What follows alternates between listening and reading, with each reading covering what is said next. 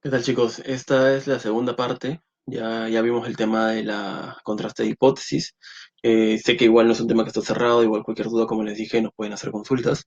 Pero ahora nos reúne el hecho de hablar de las pruebas de normalidad. ¿Ya? ¿Qué significa esto? Básicamente, cuando estamos hablando de normalidad, nos referimos si es que cuando vamos a utilizar una prueba o una estadística inferencial, siempre hay supuestos que cumplir. Y uno de sus supuestos más básicos es el de que si es que existe normalidad de datos o no. Y esto está muy asociado a la distribución normal que vimos también la semana pasada. ¿Sí? ¿Se acuerdan cómo es la distribución normal? Que tiene que tener esta forma de campana, ¿no? Entonces tenemos que nosotros corroborar si es que la distribución de nuestros datos, la distribución de nuestros grupos en relación a la variable que queremos medir, cumplen o no con esta normalidad o no. ¿Vale? Entonces, cuando se habla de existe normalidad, estamos hablando de contrastes paramétricos, ¿sí? Entonces, si hablamos de que no existe esa normalidad, entonces ya estamos en un contexto de contrastes no paramétricos. Entonces, normalidad y parametricidad están un poco asociados, ¿no? Entonces, tiene que ver con ello. Entonces, para poder consultar y para poder evaluar ello, hay tres estrategias, ¿sí? La primera, que es una estrategia más visual, tiene que ver con el uso de gráficos, ¿sí? Pueden usar los gráficos que son, ya sea, por ejemplo, el histograma o los gráficos de esto, probabilidad, esto que es el QQ-plot, donde básicamente se establece una línea en base a perdón, puntos en base a una línea, que esa línea obviamente representa lo que se fuese una distribución normal. Entonces vamos a verlo como un ejemplo. El histograma es lo que también ya vimos en los ejercicios que hemos realizado, ¿no? Si es que la distribución de los puntajes sigue más o menos esta curva. No tiene que ser perfectamente igual, pero tiene que seguir este patrón. Si nosotros encontramos este patrón, lo más probable es de que podemos hablar que esta distribución se asemeja a la normal, ¿no? Y cuando acá hay una línea en diagonal, si los puntos, si los puntos de acá caen dentro de la línea, entonces estamos hablando de que existe una distribución normal, ¿no? Por lo menos la mayoría. Si se dan cuenta, no es tan exacto, se mueve un poquito. Ya, pero van a haber casos en que los cuales los puntos están por acá, ¿no? Entonces, eso ya no sería una distribución normal, por ejemplo, ¿no? Esto es una distribución más simétrica, ¿no? Entonces, y hay que entender bien, perdón, esto de que la simetría no es el único requisito para hablar de distribución normal. Porque claro, si esto yo lo divido a la mitad, estamos hablando de una distribución simétrica, porque es igual para la izquierda que para la derecha, o muy parecido, ¿no? Sin embargo, si yo tuviese, por ejemplo, acá un cuadrado, es decir, pongo acá una línea, te trazo acá, ¿no? Es un rectángulo que tengo, básicamente.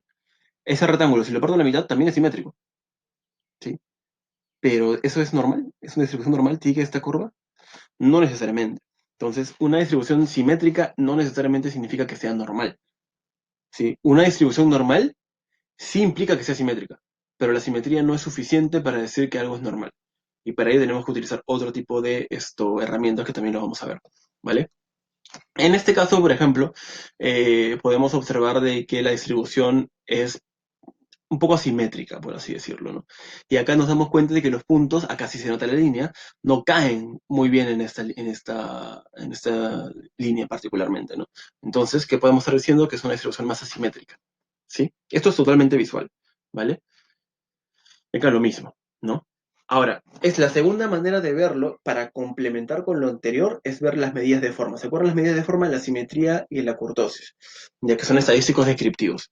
Entonces, la simetría es lo que ya estamos viendo, ¿no? Esto, si es simétrico negativa o positiva, esto ya lo hemos visto, ¿ya? Pueden ser algunos de estos casos. Lo ideal es que esté acá, ¿no? Lo más cercano a cero posible.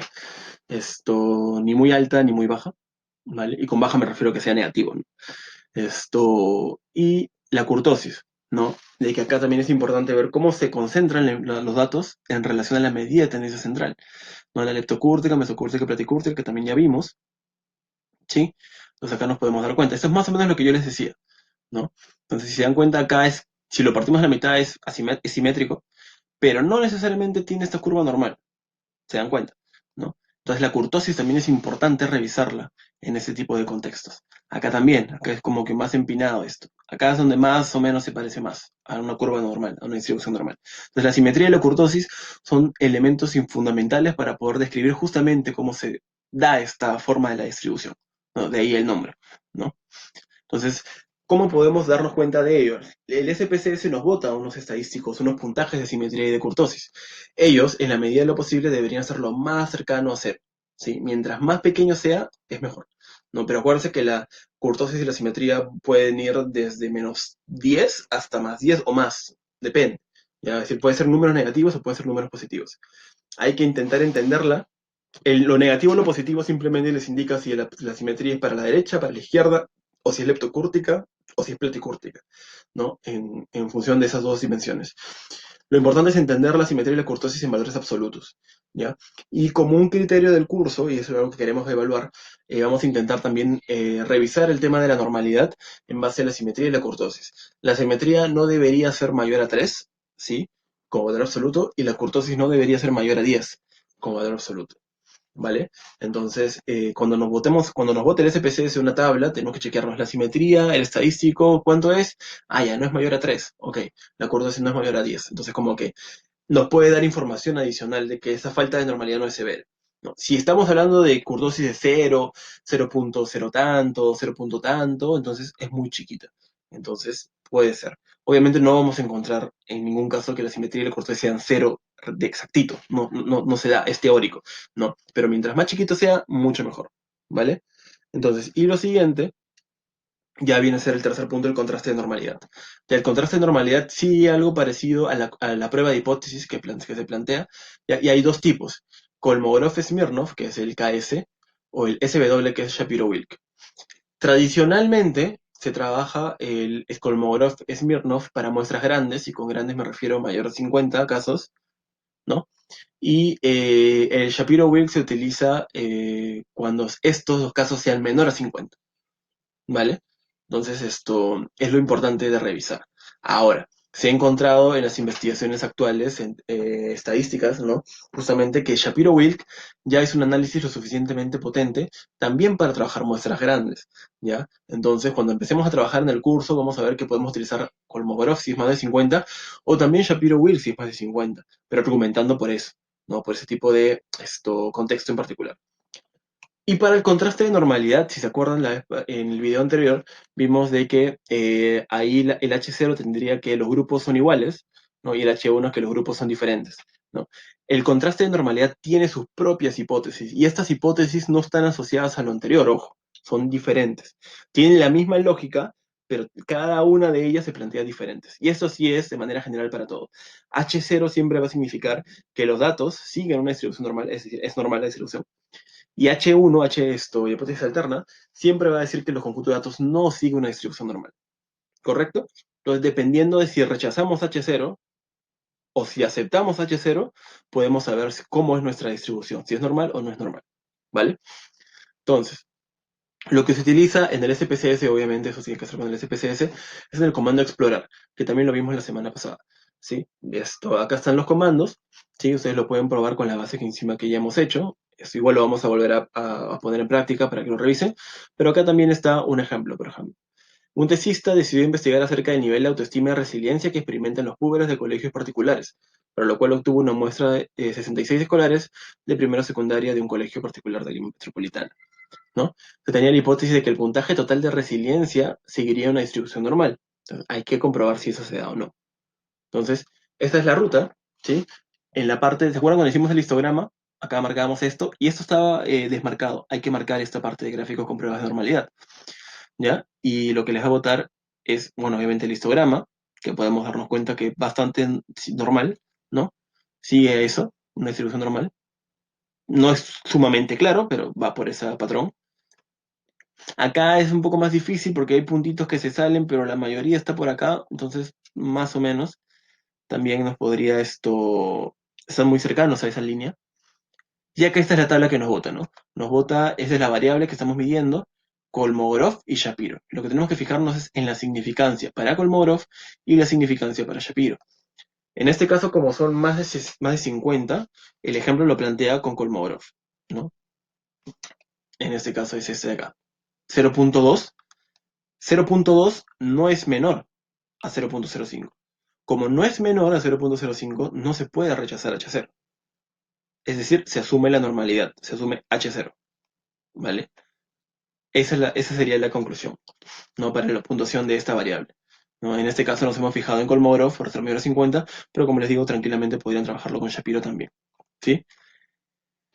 En ese segundo ejemplo, bueno, ustedes pueden revisar, digamos, el enunciado, de qué trata, pero acá básicamente el contraste se hace, obviamente, nuevamente con Kolmogorov por ser mayor a 50, y acá nos bota esa significancia. Con las mismas hipótesis, acuérdense que las hipótesis no varían. Y la significancia es 0.000. Ahora, cuando sale así el resultado, no significa que sea cero. Una probabilidad nunca puede ser cero. Simplemente que es muy chiquita y obviamente acá solamente aparecen tres decimales. Si se le hace doble clic a la tabla en el SPSS, les va a salir todo el dato, todo el número, ¿vale? Entonces, en este caso, como la significancia es menor a 0.05, obviamente, se rechazaría H0. Y cuando se rechaza esto en este tipo de contexto y este tipo de contraste, se podría asumir que no hay distribución normal, se queda con H1. Va un poco por ese lado, ¿vale? Entonces, esto es lo que tenemos planteado. Y eso es el diagrama el isograma, perdón. Acá pueden ver la simetría, simétrico negativo, ¿no? Y acá debe estar esto también. Muchos puntos se van de la línea, ¿no? Entonces, esto es importante entenderlo, eh, porque una de las cosas que hay que tomar en cuenta es de que no solamente hay que tener esto claro, ¿sí? Es decir, esto de acá es un indicador, al igual que los otros dos, digamos, criterios que hemos visto, lo de los gráficos y la simetría de la cortosis. Yo les recomendaría, y eso es algo que lo podemos discutir de hecho, esto, que intentemos buscar complementar toda la información. Si es que, por ejemplo, esto les vota que no es, que digamos, por ejemplo, en este caso, que no hay normalidad, Kolmogorov le dice que no hay normalidad, o Shapiro le dice que no hay normalidad, revisemos cómo es la simetría y la cortosis, porque quizás no es tan grande, no pasa de 3 ni de 10. Entonces, en esos casos, porque estos tipos de pruebas pueden ser un poco sensibles ante quizás cuando hay muchos casos, o cuando, por ejemplo, un participante se va un poco de esa distribución, automáticamente lo cuenta como no normal, ¿no? Entonces hay que chequear también cómo está la simetría de la cortosis, si no es alta, si no es muy alta también, ¿no? Entonces, en algunos casos, por más de que esto te indique que no hay normalidad, la simetría de la cortosis, al no ser tan elevada, se podría considerar que esa falta de normalidad que se halló en Kolmogorov no es tan severa. Y al no ser tan severa esa falta de normalidad, podemos utilizar para estadísticos paramétricos, ¿vale? Igual es algo que los mismos autores siguen cuestionándose. Algunos optan por trabajar únicamente con esto, y eso ya está, y otros intentan complementar esto con información de otros estadísticos descriptivos, justamente porque esto también tiene sus propias limitaciones.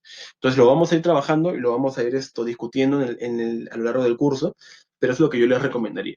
¿Vale? Entonces, como que esto es un ejemplo, igual lo vamos a realizar cuando ya tengamos ejercicios con el SPSS, ¿no? Pero es una mirada introductoria a esto, ¿ya? Y tienen que entender que cuando vayamos a hacer cualquier análisis, siempre tenemos que hacer la normalidad al inicio. En su trabajo van a tener que hacer la normalidad sí o sí, ¿no? En algunos casos podemos darnos cuenta que quizás en un ejercicio, un ejemplo, omitamos esta parte porque se dice asuma normalidad de datos, bueno, es porque nos está pidiendo explícitamente, pero en la realidad siempre debemos hacer esto, ¿vale? Entonces, eso es, chicos, ha sido una pequeña introducción a la parte de pruebas de normalidad. Espero que haya quedado claro. Si no, que puede ser bastante normal, nos escriben, nos avisan o nuevamente en la reunión de Zoom también nos hacen sus consultas, ¿vale? Que estén bien, chicos, cuídense.